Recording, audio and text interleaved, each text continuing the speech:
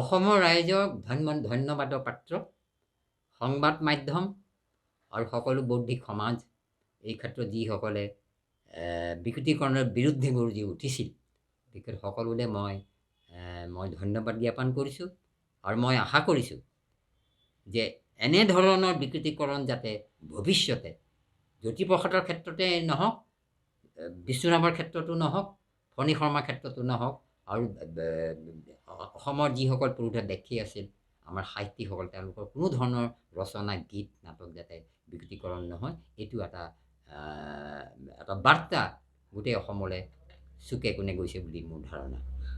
শেহত এটা ৰূপকোঁৱৰ জ্যোতিপ্ৰসাদ আগৰৱালা বা বিষ্ণু বা ফণী শৰ্মা তেখেতসকলৰ সৃষ্টিৰাজিক লৈ কিছুমান বিতৰ্ক আহি পৰে, তেনেকুৱা বিতৰ্ক সৰ্বকালৰ বাবে বন্ধ হোৱাটো আপোনালোকে নিবিচাৰে জানো? বিতৰ্কটো আহে কেতিয়া? বিতৰ্কটো আহে যেতিয়া আপুনি নিজস্ব এটা ধাৰা বা নিজস্ব কিছু তথ্য তাত সোমাবলৈ চেষ্টা কৰিব, তেতিয়াই বিকৃতটো আহে। সেইটো নকৰাই ভাল। তেখেতসকলে যেনেকৈ লিখি দিছে সেইটো মানি লৈ সেইটো অধ্যয়ন কৰি তেনেকৈ উপস্থাপন কৰিলে বিকৃতিকৰণ শব্দটো নাইকিয়া হৈ যাব। ধন্যবাদ।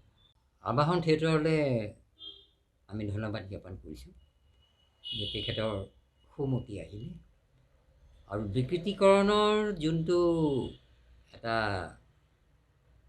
আন্দোলন, বিকৃতিকৰণৰ বিৰুদ্ধে যোনটো আন্দোলন হৈছিল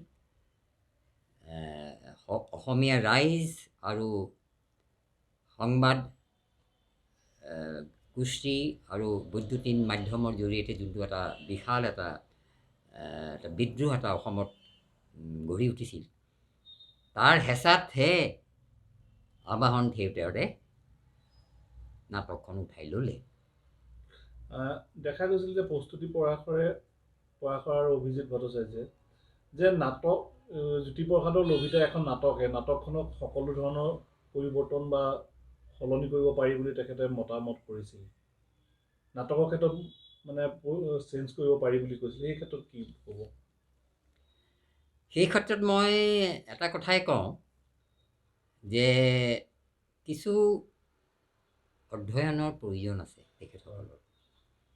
নাটক এখন উপস্থাপন আৰু যিসকলে নাটকসকলৰ স্ৰষ্টা তেখেতসকলৰ ৰচনাসমূহ যে বিকৃতিকৰণ বা সলনি কৰিব নোৱাৰে সেইটো বিশ্বব্যাপী এটা সত্য। এইটো অকল অসমৰ ক্ষেত্ৰতে নহয়, বিশ্বব্যাপী এটা সত্য আৰু ইয়াৰ বাবে যথেষ্ট নিয়ম নীতি গোটেই দেশতে আছে আৰু আমাৰ দেশতো আছে। গতিকে মই তেখেতসকলক এইটো বিষয়ে বিকৃতিকৰণ বা সালসলনিৰ কথাটো চিন্তাটো কৰিবলৈ মই হাক দিছোঁ আৰু তেনে প্ৰয়াস তেওঁলোকে যাতে নকৰে। এটা কথা ওলাই থাকে যে ৰূপকোঁৱৰ জ্যোতিপ্ৰসাদ আগৰৱালাৰ যিবিলাক নাটক বা যিবিলাক সৃষ্টিৰাজি বিভিন্ন ধৰণে বিভিন্ন গীতসমূহ বিভিন্ন ধৰণে উপস্থাপন কৰে, কিন্তু এই যে অনুমতি এটা লোৱাৰ প্ৰয়োজন আছে, পৰিয়াল এটা যিহেতু আছে, জ্যোতি ভাৰতী পকী আছে, অনুমতিটো লোৱাৰ বাঞ্ছনীয় হয় নহয় বাৰু? অনুমতিৰ ক্ষেত্ৰতো তাৰো কিছুমান নীতি নিয়ম আমাৰ সাংবিধানত আছে। নিয়ম অনুযায়ী এজন মানুহ মৃত্যুৰ 50-51 বছৰৰ পিছত অনুমতি নালাগে বুলি কয়। কপিৰাইট এখন এক্ট আছে, আমাৰ ভাৰতীয় সংবিধানত কপিৰাইট এখন এক্ট আছে।